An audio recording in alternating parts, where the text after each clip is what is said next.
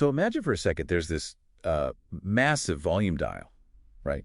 And it controls the security for the entire U.S. military. Mm-hmm. You turn it down, and operations, they flow smoothly, but you're more vulnerable. Of course. But you crank it all the way up, and you're basically impenetrable, but the mission itself just grinds to a halt. It's a fascinating study in trade-offs, really. And that's what we're digging into today. Yeah. The official doctrine behind that dial force protection, or FBCON, and the incredibly strict rules for when a soldier can actually, pull the trigger. Right. We're looking at the sources that outline not just how the military assesses threats, but the very real costs that come with being safe.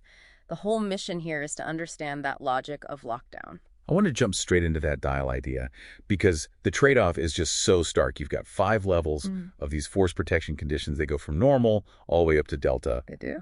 But looking at the doctrine, it almost seems like the first few, normal, alpha, even bravo, they're really just nuisance levels. That's a pretty fair way to put it. Normal and alpha are your baseline.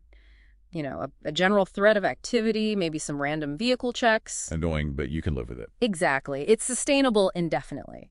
Even at Bravo, where the threat is a little more predictable, you're mostly just talking about mail screening and pushing cars back. Increasing that standoff distance. Right, to protect against car bombs. It slows things down, sure, but the base is still functioning. But then you hit Charlie, and then Delta. Yeah. And suddenly the safety measures themselves become, they become mission killers. They absolutely do. It creates this paradox. At FPCon Charlie, an incident is likely, or maybe one has already happened. So what changes? Now you're doing 100% ID checks.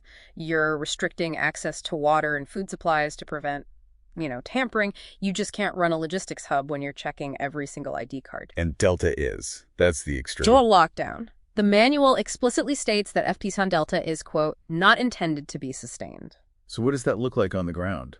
It means schools are closed. All non-essential movement just stops. You're essentially freezing the asset to save it. Which puts commanders in a really tough spot. I saw this interesting detail where a local commander can always turn the dial up. They can. If they sense a specific local threat, they can increase security for their area. But they can never turn it down. Never. They're strictly forbidden from lowering it below the global directive. It creates this floor for safety that no one can undercut. Okay, so that dial manages the whole environment.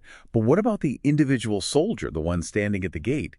The calculation for them is so much more immediate. It is. When are they actually allowed to use deadly force? I think most people, myself included, we just assume it's pure self-defense.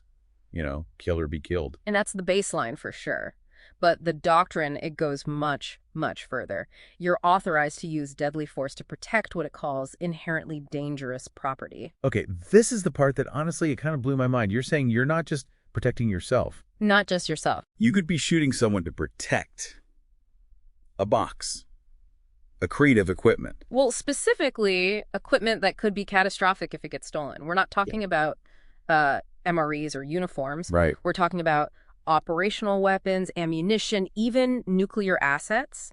If someone is stealing a missile launcher, deadly force is authorized, not to save the equipment, but to prevent the deaths that equipment could cause later. And then on the flip side of that, you have less lethal force. Yeah. The detail that jumped out at me was about the military working dogs.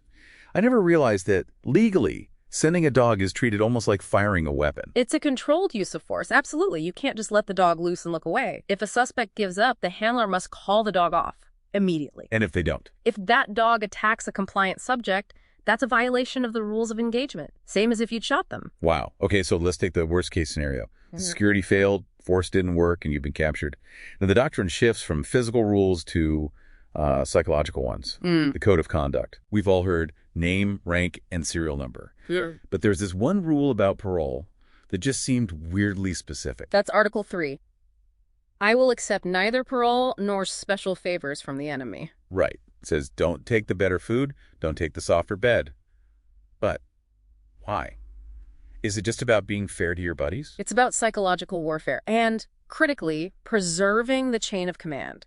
Think about it. If the enemy gives you a little something extra, a candy bar while your squad is starving, that trust just evaporates. Right. You instantly become the teacher's pet of the prison camp. Or worse, you become a tool for the enemy to break unit cohesion.